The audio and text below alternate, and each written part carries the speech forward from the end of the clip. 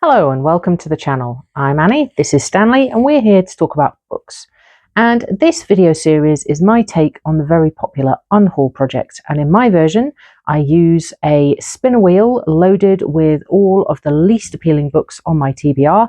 And once a month, I pick 3 of them randomly and give them 50 pages to hook me in, at which point I decide whether to read them or yeet them. So that's basically it. Welcome to Read It or Yeet It.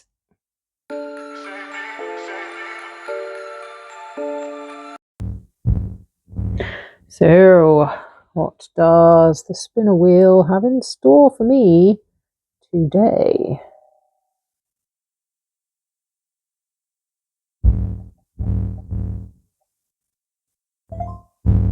Oh, really? I don't think I want to read that. But okay. The Bird's Nest? Isn't that horror? Don't like horror. Yeah, that's pretty much all I've got to say, I think. It was on the spinner wheel because it's in our joint e-reader account for some reason. Dave and I don't know where these books came from, but I've stuck them on the spinner wheel because they're books that we kind of own and I might as well give them a try.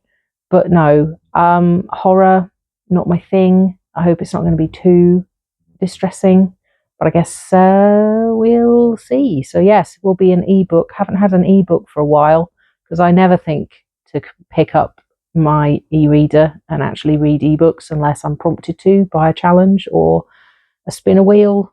So I guess, yeah, give it a try. What's the worst that could happen? You'll protect me, won't you, Stanley?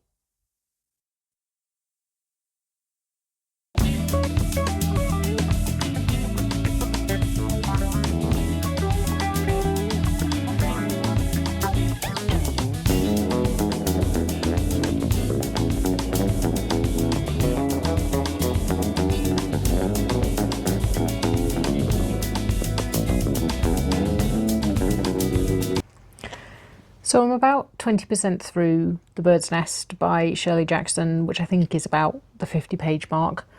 And it's pretty interesting so far. I mean, it was written in the early 50s, so if it's going in the direction that I think, which feels like a huge cliche to me in 2026, I guess I need to forgive it for actually being a quite early instance of that now cliche. But anyway, it follows a young woman called Elizabeth who works at a museum and leads a very colourless, dreary life where she goes to work, she goes home, she doesn't really interact with anybody. One particular line early on, talking about her colleagues, it says something along the lines of, she wasn't distinct enough even to warrant a nickname, which definitely landed. And it then kind of progresses in a way that suggests that she's having kind of blackouts and losing time because people talk about her doing things and saying things that she doesn't remember, and her experience of existence seems to have gaps in it, which is interesting. And she's also getting letters at the museum which are quite threatening, but she doesn't seem upset by the letters. She seems quite, I don't know, I think it says that they're comforting to her, that someone's actually writing to her directly, so she's kind of saving them and rereading them, but they're actually quite unpleasant letters talking about somebody knowing that she's doing bad things. So there's a lot to be interested in. I've read maybe a chapter and a half. The chapters are very long, and the second chapter is from the first person perspective of a doctor that she gets sent to, who is now hypnotizing her to try and figure out what's going on. She has a lot of headaches, a lot of backache, and she's doing these weird things that she then doesn't seem to remember doing. So the first section is third person, but kind of from her point of view with her experience. and the second section is first person, but from the Doctor's point of view. So yeah, I like the writing. I like the writing in the Doctor's chapter less, but it is very effective. It's very overwritten. It's very kind of overly intellectual and a bit pretentious, but that's his writing style because he's writing the notes of this remarkable case that he has solved to do with this young woman. So it's deliberate and it is effective, but I preferred the writing style of the opening section. So I guess find out what happens later on once we get to different chapters, who we're gonna go to next, or whether we're going to go back to the third person sticking with Elizabeth. I'm intrigued to find out. I definitely want to know what is going to transpire and what revelations are going to be made. So you're not going to be throwing Dave's e-reader across the room today, Stanley, I'm afraid. So yeah, I'm going to carry on reading it and see how I get on.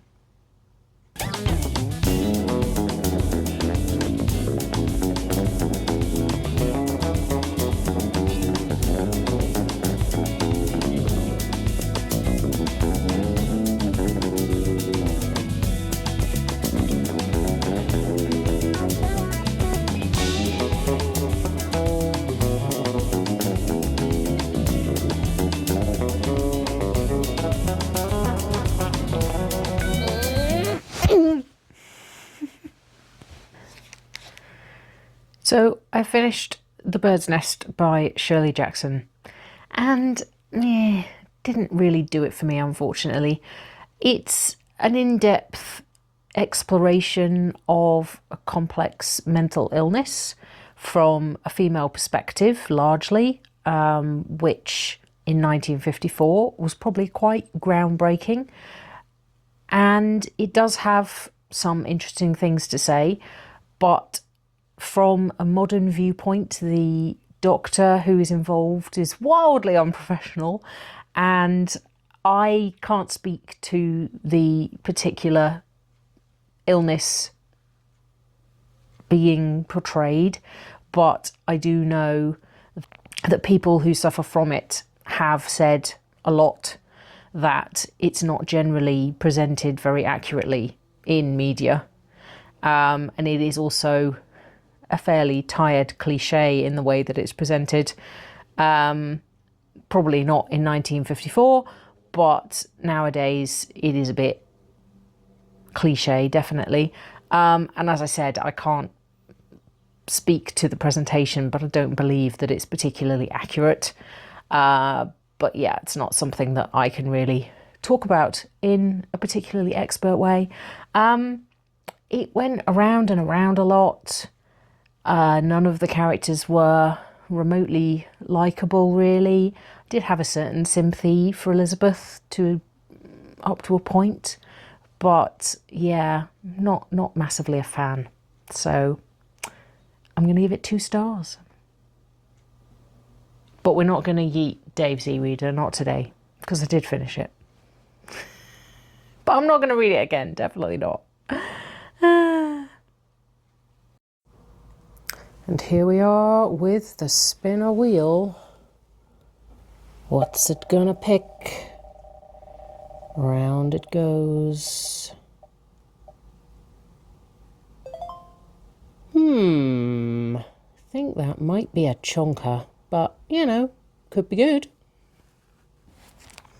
Crossroads by Jonathan Franzen, I think is another one of those that I picked up at the local station free book exchange bookcase. My friend Rachel recommended Jonathan Franzen to me last year, I think, when I was talking about a book which had a lot of unlikable characters but that I was still really enjoying. And she said, oh, I'm reading one of those right now and it's by Jonathan Franzen. So it's not a wild endorsement, but there are books that I've read with no likeable characters in that I have really enjoyed and are incredibly well written and compelling. It's a bit of a chonker, so I think that's probably why it's on the spinner wheel. And I haven't read any of his, so it's a bit of an unknown. What did it say? 23rd of December 1971, the Hildebrandts are at a crossroads. 15-year-old Perry has resolved to be a better person and quit dealing drugs to 7th graders. Yes, definitely not likeable. His sister Becky, the once straight-laced high school social queen, has veered into counterculture while at college. Clem is wrestling with a decision that might tear his family apart as their parents, Russ, a suburban pastor, and Marion, his restless wife, tug against the bonds of a joyless marriage. Crossroads finds a family and a nation struggling to do the right thing. Okay, so I haven't read much that's set in the 70s, so that's interesting to me. It'd be a bit of a new period for me to explore in literature. But yes, none of these people sound very likeable, but I'm hoping that I'll get a very well written, very well observed family drama with some interesting themes and a lot of layered writing.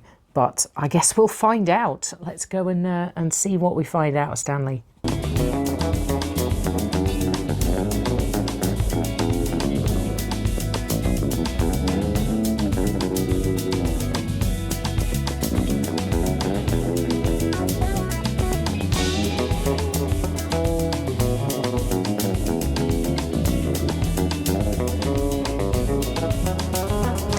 So, Crossroads by Jonathan Franzen. I've gone back and forth on this quite a lot. I started it and I was originally finding it quite difficult to read. He loves a very, very long sentence with lots of subordinate clauses. And I'm not necessarily averse to that, but it was a lot. So it was a bit difficult to pause sometimes. Had to kind of go back over things sometimes. And whilst, yes, it was recommended to me, not this specific book, but the author, as someone who writes unlikable characters very well, I didn't like any of them. And that's not always a problem. And to a certain extent, it's not a problem with this. What am I trying to say? It's about a family. Russ and Marion have been married quite a long time. It's set in the early 1970s in America, and they have 4 children. Clem, who is at college, Becky, who is a senior in high school, Perry, who's 15, and Judson, who is 12, I think, 12, 13. And all but Judson get viewpoint chapters. And the chapters are very long. They are very long, like 40, 50 pages sometimes. And I wanted to get all of the different viewpoints to see whether I was interested enough in the characters to want to carry on reading the book. And that got me to page 190. And so it was like 150 odd pages before we got back round to the original character that we were with, which is a long time. And all of the chapters kind of went over the same time period. So we were kind of going back and seeing what this person was doing, and then going back and then seeing what this person was doing, which again isn't necessarily a problem. But out of the, how many? 5 of them, it was only really Perry, the 15-year-old boy, that I was really interested in. I've actually found him quite relatable in some ways. Russ, the dad, just no, I didn't know. All of them very, very self-absorbed, very, very self-involved, self-aware only in the sense of being disappointed in their own behaviour and despairing over the fact that they couldn't do anything about it, or making plans to be a better person and failing, which is relatable, definitely, and it's very believable. It's just not particularly interesting to read about or fun to read about. And by the time we got to Marion, the mum, who was the last character to get her viewpoint chapter, it started with the line about her being overweight and disappointed in herself, and the first page or 2 of her chapter was all about her trying to lose weight and eating celery and being miserable. I don't want to read that. I mean, it's probably very common for the early 70s, married middle-aged woman. It's probably still pretty common now, sadly, but I don't want to read a man writing that kind of female struggle. I don't want to read a woman writing that kind of female struggle. I have been through that kind of female struggle, and I don't want to read about it. And since Perry was the only one that I was really interested in finding out about, and it was going to be maybe, you know, another 100 pages before we got back to him, I made it to nearly page 200, and some aspects were really good. Sometimes I was reading it and thinking, oh, this is actually really good, I want to read the rest. And other times I was really slogging through.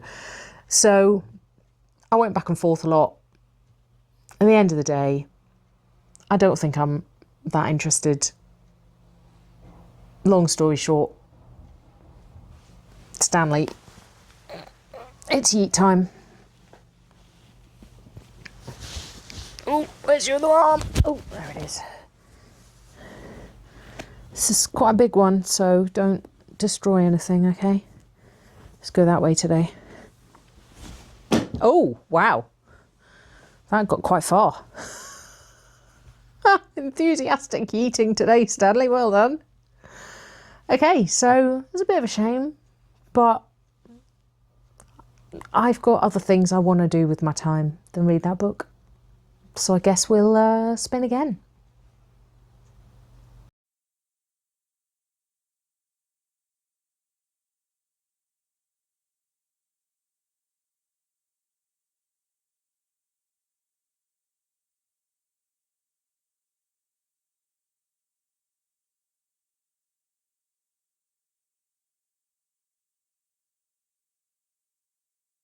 I only have myself to blame if I don't like The Unbecoming of Mara Dyer by Michelle Hodkin, because I remember I saw this in a charity shop and picked it up and put it on my TBR.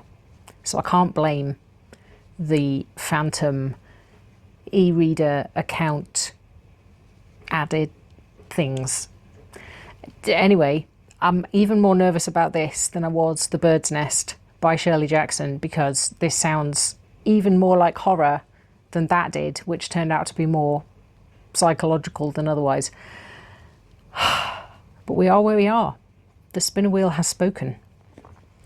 So Mara Dyer wakes up in hospital with no memory of how she got there or any explanation as to why the bizarre accident that caused the deaths of her boyfriend and two best friends left her mysteriously unharmed.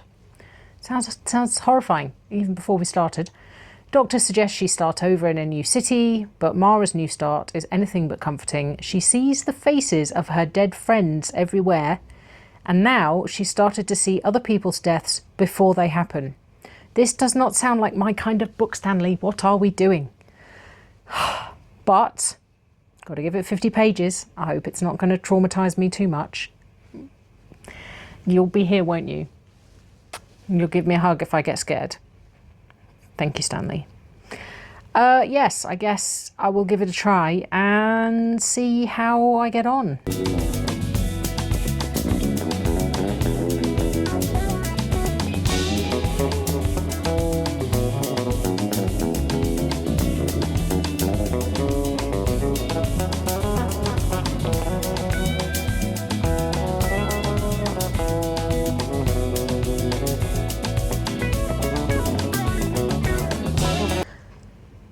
So, I'm 50 pages in to The Unbecoming of Mara Dyer, and some good stuff, some not so good stuff.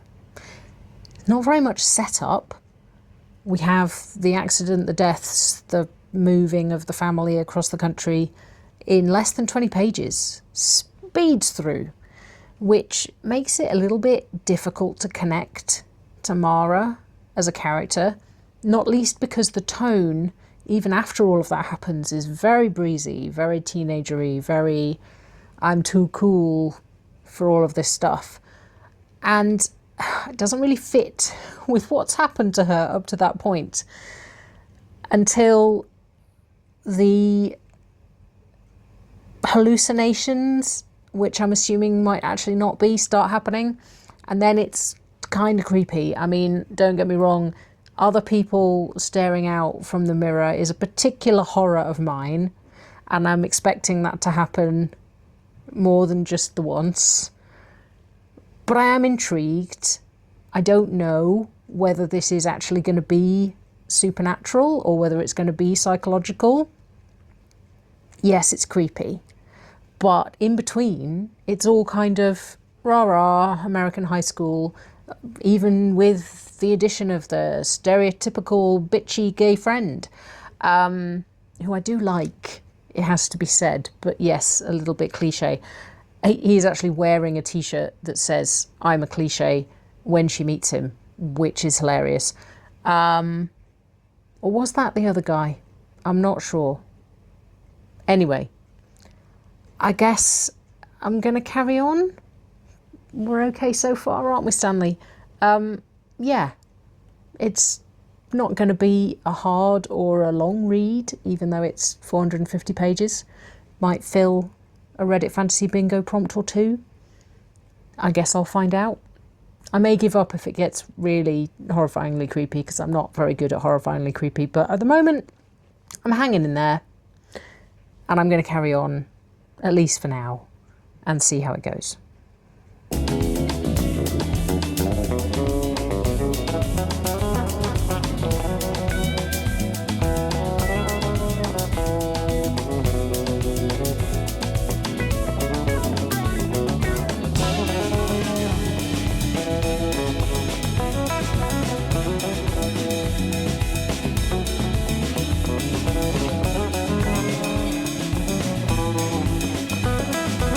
So, The Unbecoming of Mara Dyer, I have reconsidered.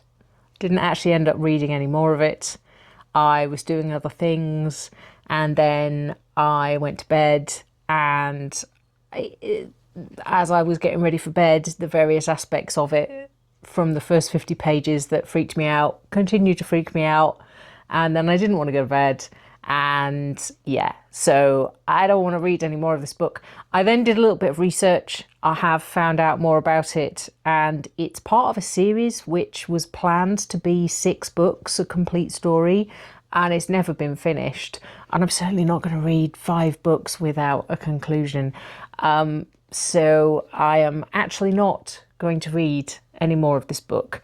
I can't really make a judgment about whether it's any good or not, because I thought the opening was reasonably fine. Although, as I said, the disconnect between the tone and the content seemed a bit off. And it's very teenagery, and I'm not really so much into that as I have been in the past. So we're gonna yeet it. It's a yeet, Stanley, so you get to eat it. Decided I'm not gonna read books that freak me out. It's not a good idea. So let's get rid of it in the light of day. Oh, very good. Yay. So yes, that brings us to the end of this episode of Read It or Yeet It. Not particularly successful, because we got 2 stars for The Bird's Nest by Shirley Jackson, and then a yeet for Crossroads and another yeet for Mara Dyer. Hopefully, on my trip to Australia, I am planning on reading some more Read It or Yeet It books, and because I need the entertainment on very, very long journeys, I'm hoping that they're actually going to turn out to be quite good. But we'll have to wait and see. In the meantime, thank you ever so much for watching. Please do give the video a like if you liked it, and subscribe if you want more content of Stanley chucking books around, because he's a terrible, chaotic bear that has no respect for literature. And I hope you're having a better reading month than me. Do let me know in the comments if you have read any of these books and whether you wanted to yeet them across the room. And if you are having a better reading month than me, give me a recommendation of a book that you have enjoyed that I could put on my list. And I guess I will see you again in another video very soon. Bye for now.